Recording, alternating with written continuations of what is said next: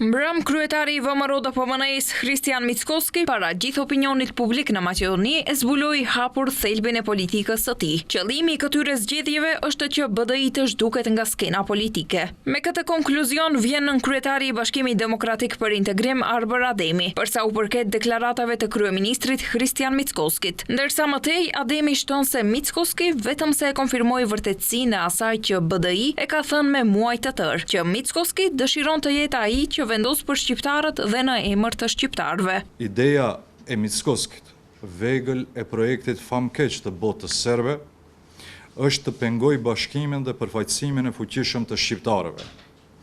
Vetëm në këtë mënyrë, ai dhe patronët e tij nga veriu do të mund të vazhdojnë të poshtrojnë popullin shqiptar, duke mbajtur në pushtet politikan shqiptar të nënshtruar e të dobët, si ata të Vlenit, që heshtin vetëm për të ruajtur karriget e tyre.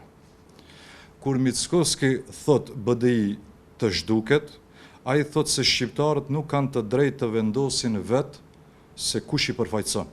Sipas Ademit, Mickoski pretendon se ka ardhur koha që dikush tjetër, më saktësisht ai të përcaktoj se cili shqiptar është i pranueshëm, cili mundet të ulet në tryezë e cili jo. Ai thot se ky është një tentim për pastrim politik, që do t'i kthehet në bumerang. Për më tepër, Ademi thot se Vlen është projekti i tij për një skenë politike shqiptare të kontrolluar dhe se qytetarët këtë e shohin, e ndjejnë dhe e dinë. Prandaj, siç tha ai, këto zgjedhje nuk janë vetëm për komunat, por se për të vendosur nëse do të kemi një përfaqësim politik shqiptar dinjitos e të fuqishëm, apo do të lejojnë të tjerët të na diktojnë jetën politike.